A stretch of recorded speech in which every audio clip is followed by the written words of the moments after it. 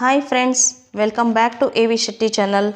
ನಾವು ಇವತ್ತಿನ ವಿಡಿಯೋದಲ್ಲಿ UDISE plus GIS capture app ಬಗ್ಗೆ ತಿಳಿದುಕೊಳ್ಳೋಣ. ಈ ಯುಡೈಸ್ ಪ್ಲಸ್ GIS ಕ್ಯಾಪ್ಚರ್ ಆ್ಯಪ್ನಲ್ಲಿ ಶಾಲೆಯ ಫೋಟೋಗಳನ್ನು ಅಪ್ಲೋಡ್ ಮಾಡುವ ವಿಧಾನ ಹೇಗೆ, ನಮ್ಮ ಶಾಲೆಯ ಲೊಕೇಶನನ್ನು ಯುಡೈಸ್ ಪ್ಲಸ್ GIS ಕ್ಯಾಪ್ಚರ್ ಆ್ಯಪ್ನಲ್ಲಿ ಹೇಗೆ ಸೆರೆ ಹಿಡಿಯಬೇಕು ಹಾಗೂ ಫೋಟೋಗಳನ್ನು ತೆಗೆದು ಹೇಗೆ ಅಪ್ಲೋಡ್ ಮಾಡಬೇಕು ಅನ್ನೋದಂಥ ಸಂಪೂರ್ಣ ವಿಧಾನವನ್ನು ತಿಳಿದುಕೊಳ್ಳೋಣ.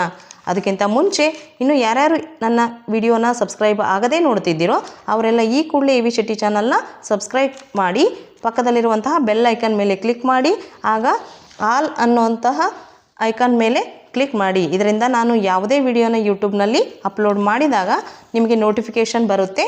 ಜೊತೆಗೆ ಮಾಹಿತಿ ಇಷ್ಟ ಆದರೆ ವಿಡಿಯೋನ ಲೈಕ್ ಮಾಡೋದನ್ನು ಮರಿಬೇಡಿ ಅಂತ ಹೇಳ್ತಾ let us start the video.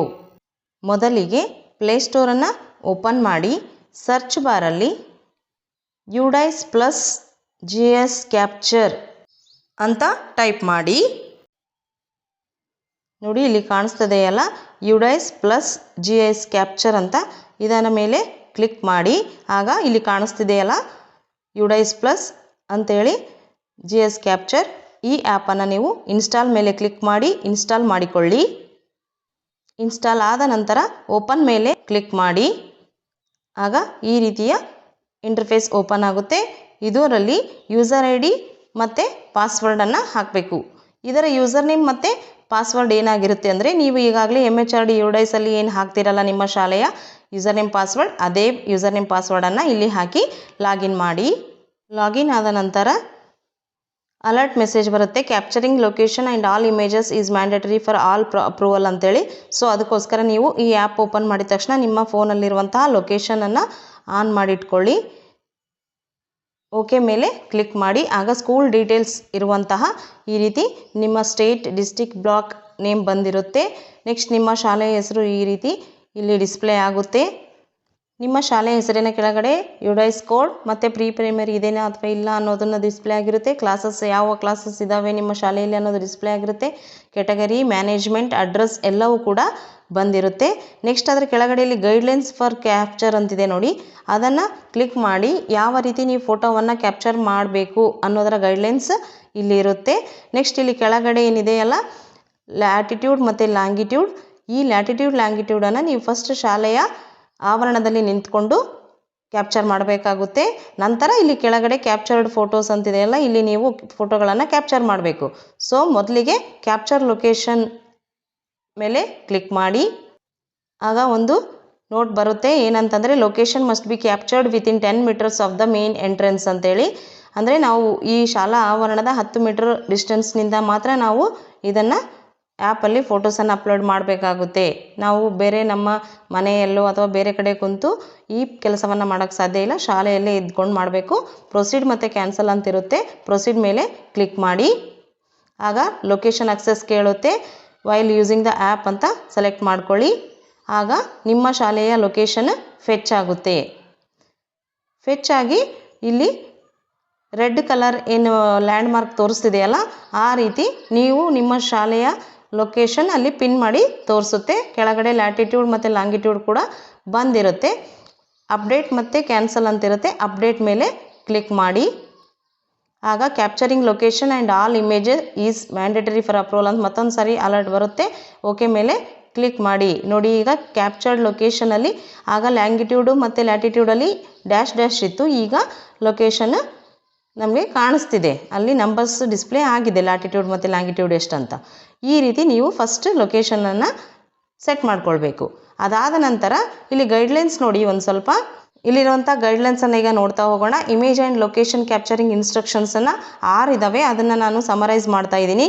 ಮೊದಲನೇದಾಗಿ ಇಮೇಜ್ ಹಾಕಬೇಕಾದ್ರೆ ನೀವು ಅಲ್ಲಿ ಕೆಳಗಡೆ ತೋರಿಸಿರುವಂತಹ 4 ಇಮೇಜನ್ನು ಹಾಕಲೇಬೇಕು. ಜೊತೆಗೆ ಲೊಕೇಶನಲ್ಲೇ ನಿಂತುಬಿಟ್ಟು ಇಮೇಜ್ ಫೋಟೋ ತೆಗೆದು ಅಪ್ಲೋಡ್ ಮಾಡಬೇಕಾಗುತ್ತೆ. ಅಪ್ಲೋಡ್ ಮಾಡುವಾಗ ತುಂಬ ಕೇರ್ಫುಲ್ಲಾಗಿ ಫೋಟೋ ತೆಗಿಬೇಕು. ಏನು ಅಂತಂದರೆ ಯಾವುದೇ ಫಿಲ್ಟರನ್ನು, ಎಡಿಟ್ಸನ್ನು ಮಾಡಬಾರ್ದು. ನಂತರ ಫೋಟೋವನ್ನು ಡೇಲೈಟ್ ಬೆಳಕಿಗೆ ತೆಗೆದುಕೊಳ್ಬೇಕು, ಬ್ಲರ್ ಆಗಿರಬಾರ್ದು ಫೋಟೋಸು. ಯಾವುದೇ ವೆಹಿಕಲ್ಲು, ಪೀಪಲ್ಲು, ಅಬ್ಸ್ಟ್ರಕ್ಷನ್ಸ್ ಇರಲಾರ್ದೆ ಕ್ಲಿಯರಾಗಿ ಫೋಟೋ ತೆಗೆದು ಹೈ ಗುರಿಸಿಯಲ್ಲಿ ಫೋಟೋವನ್ನು ಕ್ಯಾಪ್ಚರ್ ಮಾಡಬೇಕಾಗುತ್ತೆ. ನೆಕ್ಸ್ಟ್ ನಂಗೆ ಯಾವ್ಯಾವ ಫೋಟೋ ತೆಗಿಬೇಕು ಅಂತ ಕೆಳಗಡೆ ಬಂದಿದೆ ನೋಡಿ. Image 1, image 2, image 3, image 4 image 1 ನಾವು ಯಾವ ಫೋಟೋ ಹಾಕಬೇಕಂದ್ರೆ main gate showing school name taking within 10 metres of entrance. ಅಂದರೆ ಮೇನ್ ಗೇಟ್ ನಮಗೆ ಮೇನ್ ಎಂಟ್ರೆನ್ಸ್ ಸ್ಟಾರ್ಟ್ ಎಲ್ಲಿಂದ ಇರುತ್ತಲ್ಲ ಆ ಸ್ಟಾರ್ಟ್ ಪಾಯಿಂಟನ್ನು ನೀವು ತೆಗಿಬೇಕು. ಅಲ್ಲಿ ಸ್ಕೂಲ್ ನೇಮ್ ಏನಾದರೂ ನಿಮ್ಮ ಗೇಟಿನ ಮೇಲೆ ಇತ್ತು ಅಂದರೆ ಅದು ಕಾಣೋ ಥರ ಫೋಟೋವನ್ನು ತೆಗಿಬೇಕು. ಅದು 1ರಲ್ಲಿ ಅಪ್ಲೋಡ್ ಮಾಡಬೇಕು. 2ನೇ ಇಮೇಜಲ್ಲಿ ಏನು ಅಪ್ಲೋಡ್ ಮಾಡಬೇಕು ಅಂತಂದರೆ front view of the school building with school name visible. ಯಾವುದು ಮೇನ್ ಸ್ಕೂಲ್ ಹೆಸರು ಇರುವಂತಹ ಮೇನ್ ಕಟ್ಟಡ ಯಾವುದಾಗಿರುತ್ತೋ ನಿಮ್ಮ ಶಾಲೆಯಲ್ಲಿ ಆ ಕಟ್ಟಡ ಮತ್ತು ಜೊತೆಗೆ ಆ ಹೆಸರು ಕೂಡ ಶಾಲೆ ಹೆಸರು ಕೂಡ ಬರುವಂತೆ ಫೋಟೋವನ್ನು ತೆಗೆದು ಅಪ್ಲೋಡ್ ಮಾಡಬೇಕು. 3ನೇ ಇಮೇಜಲ್ಲಿ ಏನು ಫೋಟೋ ಅಪ್ಲೋಡ್ ಮಾಡಬೇಕು ಅಂತಂದರೆ other school buildings are different angle of main building. ಬೇರೆ ಬೇರೆ ಸ್ಕೂಲ್ ಕಟ್ಟಡಗಳು ಬೇರೆ ಬೇರೆ ಇದ್ದು ಅಂದರೆ ಇನ್ನೊಂದು ಸ್ಕೂಲ್ ಬಿಲ್ಡಿಂಗನ್ನು ನೀವು ಅಪ್ಲೋಡ್ ಮಾಡಬೇಕು 3ನೇ ಇಮೇಜಲ್ಲಿ. ಅಥವಾ ಒಂದೇ ಕಟ್ಟಡ ಇತ್ತು ಅಂದರೆ ಬೇರೆ ಆ್ಯಂಗಲ್, ಈಗ ಫ್ರಂಟ್ ವ್ಯೂ ತೆಗೆದಿದ್ರೆ ಮತ್ತು ಸೈಡ್ ವ್ಯೂನಿಂದ ಒಂದು ಫೋಟೋ, ಕ್ರಾಸ್ ವ್ಯೂವಿಂದ ಆ ಥರ ತೆಗಿಬೇಕು. ಅಥವಾ ಹೆಡ್ ಮಾಸ್ಟರ್ ರೂಮನ್ನು ಕೂಡ ನೀವು ಫೋಟೋ ತೆಗೆದು ಅಪ್ಲೋಡ್ ಮಾಡ್ಬೋದು 3ನೇ ಫೋಟೋದಲ್ಲಿ. ನೆಕ್ಸ್ಟ್ 4ನೇ ಇಮೇಜಲ್ಲಿ ಕ್ಲಾಸ್ ರೂಮ್ ಅಥವಾ ಪ್ಲೇ ಗ್ರೌಂಡ್ ಫೋಟೋವನ್ನು ನೀವು ಹಾಕ್ಬೋದು. ಕ್ಲಾಸ್ ರೂಮ್ ಆದರೂ ಹಾಕ್ಬೋದು ಅಥವಾ ಪ್ಲೇ ಗ್ರೌಂಡ್ ಯಾವುದಾದ್ರೂ ಒಂದನ್ನು ನೀವು ಫೋಟೋ ಮಾಡಿ ಅಪ್ಲೋಡ್ ಮಾಡಬೇಕಾಗುತ್ತೆ. ಇಲ್ಲಿ ಲೊಕೇಶನ್ ಅಂತ ಕೊಟ್ಟಿದ್ದಾರೆ. ಯಾವುದೇ ಫೋಟೋ ತೆಕ್ಕೋಬೇಕಾದ್ರೂ ನೀವು 10 ಮೀಟರ್ ಎಂಟ್ರೆನ್ಸಿಂದ 10 ಮೀಟರ್ ಒಳಗಡೆ ಇರುವಂತಹ ಫೋಟೋವನ್ನೇ ತೆಗೆದು ಅಪ್ಲೋಡ್ ಮಾಡಬೇಕು. ನೀವು ಏನಾದರೂ ಮುಂಚೆ ತೆಗೆದಂಥ ಫೋಟೋಗಳನ್ನು ಅಪ್ಲೋಡ್ ಮಾಡಿದರೆ ಇದು ತಗೊಳ್ಳೋದಿಲ್ಲ. ನೆಕ್ಸ್ಟ್ ಈಗ ಅಪ್ಲೋಡ್ ಮಾಡೋದನ್ನು ಹೇಗೆ ಅಂತ ನೋಡೋಣ. ಅದಕ್ಕೋಸ್ಕರ ಮೇಲಿರುವಂತಹ ಕ್ರಾಸ್ ಮಾರ್ಕ್ ಮೇಲೆ ಕ್ಲಿಕ್ ಮಾಡಿ ನಂತರ ಇಲ್ಲಿ ಕೆಳಗಡೆ ಇಮೇಜಸ್ ಕ್ಯಾಪ್ಚರ್ ಅಂತೇಳಿ ಬರುತ್ತೆ. ಈಗ ಫಸ್ಟ್ ಇಮೇಜನ್ನು ಕ್ಯಾಪ್ಚರ್ ಮಾಡೋಕ್ಕೆ ಕ್ಲಿಕ್ ಮಾಡಿ. ಆಗ ಇನ್ಸ್ಟ್ರಕ್ಷನ್ ಕೊಡುತ್ತೆ, ನಾನು ಆಗಲೇ ಹೇಳಿದ್ದೀನಲ್ಲ ಯಾವ ಫೋಟೋ ಅಂತ. ಒಂದೇದು ಗೇಟ್ ಎಂಟ್ರೆನ್ಸ್ ಫೋಟೋ. ಪ್ರೊಸೀಡ್ ಮೇಲೆ ಕ್ಲಿಕ್ ಮಾಡಿ. ಮತ್ತು ಲೊಕೇಶನ್ ಕೇಳುತ್ತೆ, ಆಲೆ ಕೊಡಿ. ಆಗ ಈ ರೀತಿ ಕ್ಯಾಮ್ರಾ ಓಪನ್ ಆಗುತ್ತೆ. ಇದರಲ್ಲಿ ನೀವು ಎಂಟ್ರೆನ್ಸ್ ಎಲ್ಲಿಂದ ಸ್ಟಾರ್ಟ್ ಆಗಿದೆಯೋ ಅಥವಾ ನಿಮ್ಮ ಗೇಟ್ ಎಲ್ಲಿಂದ ಇದೆಯೋ ಅಲ್ಲಿಂದ ಫೋಟೋವನ್ನು ಇಟ್ಟು ಕ್ಲಿಕ್ ಮಾಡಿ. ನಂತರ ಈ ರೈಟ್ ಮಾರ್ಕ್ ಕಾಣಿಸ್ತಿದೆಯಲ್ಲ ಆ ರೈಟ್ ಮಾರ್ಕನ್ನು ಕ್ಲಿಕ್ ಮಾಡಿ. ಆಗ ಕ್ರಾಪ್ಗೆ ಅಡ್ಜಸ್ಟ್ ಮಾಡಿಕೊಂಡು ನೀವು ಫೋಟೋನ ಎಷ್ಟು ಅಡ್ಜಸ್ಟ್ ಮಾಡಿ ಯಾವ ರೀತಿ ಇಡ್ತೀರೋ ಕರೆಕ್ಟಾಗಿ ಸೆಟ್ ಮಾಡಿಕೊಂಡು ಮೇಲೆ ರೈಟ್ ಸೈಡ್ ಕ್ಲಿಕ್ ಮಾರ್ಕ್ ಇದೆಯಲ್ಲ ಅದನ್ನು ಕ್ಲಿಕ್ ಮಾಡಿ. ಆಗ do you want to upload this image ಅನ್ನುತ್ತೆ. ಎಸ್ ಮೇಲೆ ಕ್ಲಿಕ್ ಮಾಡಿ.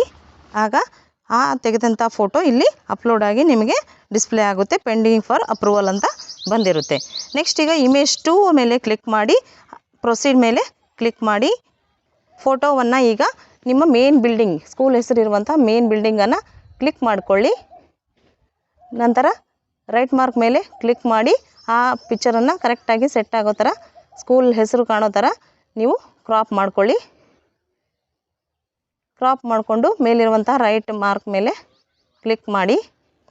Do you want to upload this image ಅನ್ನುತ್ತೆ. ಎಸ್ ಮೇಲೆ ಕ್ಲಿಕ್ ಮಾಡಿ. ಆಗ ಆ ಫೋಟೋ ಕೂಡ ಇಲ್ಲಿ ಸೇವ್ ಆಗುತ್ತೆ. ಈಗ ನೆಕ್ಸ್ಟ್ 3ನೇ ಪಿಕ್ಚರ್ ಏನಂತಂದರೆ ಪ್ರೊಸೀಡ್ ಮೇಲೆ ಕ್ಲಿಕ್ ಮಾಡಿ.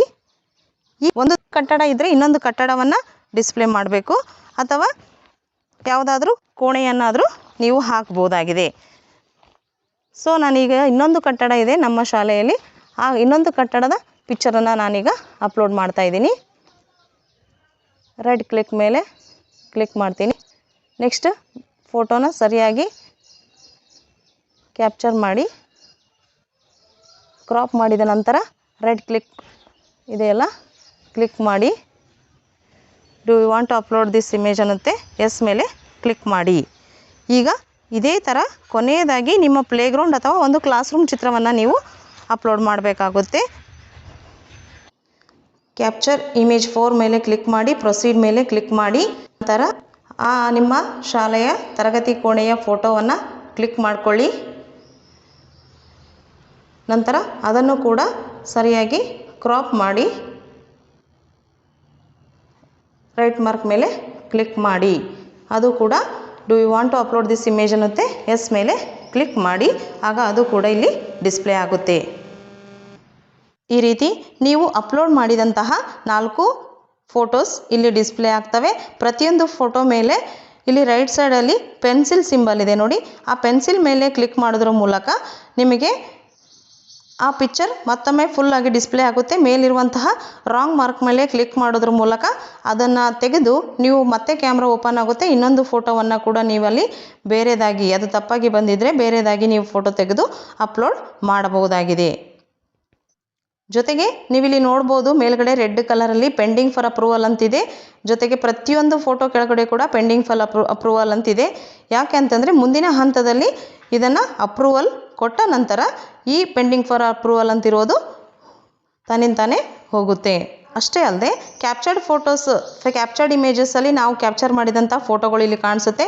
ಪಬ್ಲಿಷ್ಡ್ ಇಮೇಜಸ್ ಇನ್ನು no images have been reviewed by the admin at once approved the images will appear here ಅಂತ ಬರುತ್ತೆ. ನಿಮಗೆ ಅಪ್ರೂವಲ್ ಸಿಕ್ಕ ನಂತರ ಪಬ್ಲಿಷ್ಡ್ ಇಮೇಜಸ್ಸಲ್ಲಿ ನೀವು ಈಗ ಅಪ್ಲೋಡ್ ಮಾಡಿದಂಥ ಪಿಕ್ಚರ್ಸ್ ಕಾಣಿಸುತ್ತೆ. ಗೊತ್ತಾಯ್ತಲ್ಲ ಫ್ರೆಂಡ್ಸ್? ಈ ರೀತಿ ಈಸಿಯಾಗಿ ನಿಮ್ಮ ಶಾಲಾ ಲೊಕೇಶನ್ನಿಂದ ನೀವು ಫೋಟೋಗಳನ್ನು ಅಪ್ಲೋಡ್ ಮಾಡಬಹುದಾಗಿದೆ. ವಿಡಿಯೋ ಇಷ್ಟ ಆದರೆ ಲೈಕ್ ಮಾಡಿ. ಇನ್ನಷ್ಟು ಮಾಹಿತಿಗಾಗಿ AV ಶೆಟ್ಟಿ ಚಾನಲ್ನ ಸಬ್ಸ್ಕ್ರೈಬ್ ಮಾಡಿ. ಮುಂದಿನ ವಿಷಯದಲ್ಲಿ ಸಿಗೋಣ. ಅಲ್ಲಿವರೆಗೂ ಬಾಯ್ ಫ್ರೆಂಡ್ಸ್.